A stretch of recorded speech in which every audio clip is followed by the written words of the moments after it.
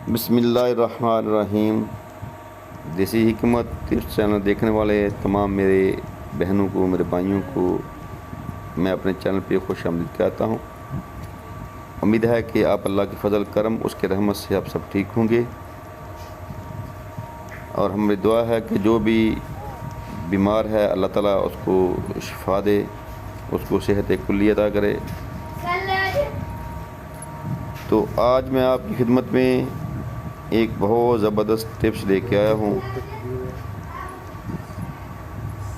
Video की जान जाने से पहले आपसे हमारी गुजारिश है कि हमारे देसी हिकमत टिप्स चैनल को सब्सक्राइब करें, लाइक करें, शेयर करें, कमेंट्स करें, बेल आइकन को दबाएं ताकि मज़ीद हमारी नई आने वाली वीडियो का नोटिफिकेशन आप तक पहुँच सके।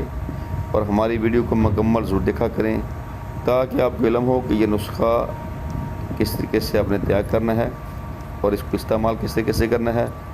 चलिए अब मैं आपको बताता हूँ एक ऐसे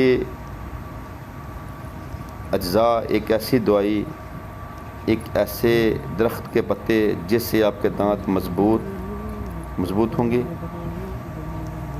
ये बिल्कुल फ्री मुफ्त का ये इलाज है। दोस्तों आपने करना क्या, जब भी आप सैर को बाहर जाएं, नमाज के बाद वॉक करें तो एक बहुत नायाब पौधा जो अक्सर हमारे खेतों में होता तो बहुत ज़्यादा है, लेकिन उसको इस्तेमाल बहुत कम लोग करते हैं। इसकी लोग मसवाक भी इस्तेमाल करते हैं, इसका जो गूंद है उसको भी इस्तेमाल करते हैं, इसकी फलियाँ इस्तेमाल करते हैं। लेकिन आज मैं आपको इसके पत्तों से दांतों को मज़बूत करने का तरीका बताऊंगा कि आपके दांत किस तरीके से मज़बूत हो सकते हैं। तो आपने क्या करना है, कोई भी आप किक्कर देख लें, बबूल का दरख्त देख लें, उसके पत्ते ले लें, उसको धोकर, पत्तों को धोकर अपने मुंह में चुबाएं और साथ सैर करें।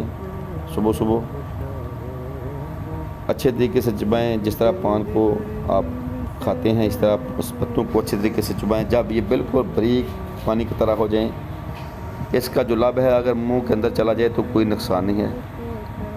हर रोज़ आप कम से कम एक हफ़्ता सैर भी साथ करें और इस पत्तों को इस्तेमाल भी करें।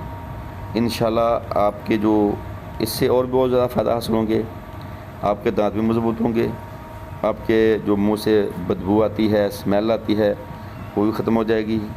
आपको जो सांस का मसला है सैर के बाद वो भी इंशाल्लाह ख़त्म हो जाएगा।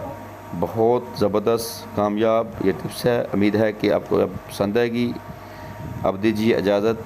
अल्लाह ताला हम सब को हामी नासर। अस्सलामु अलैकुम व रहमतुल्लाहि व बरकातहू।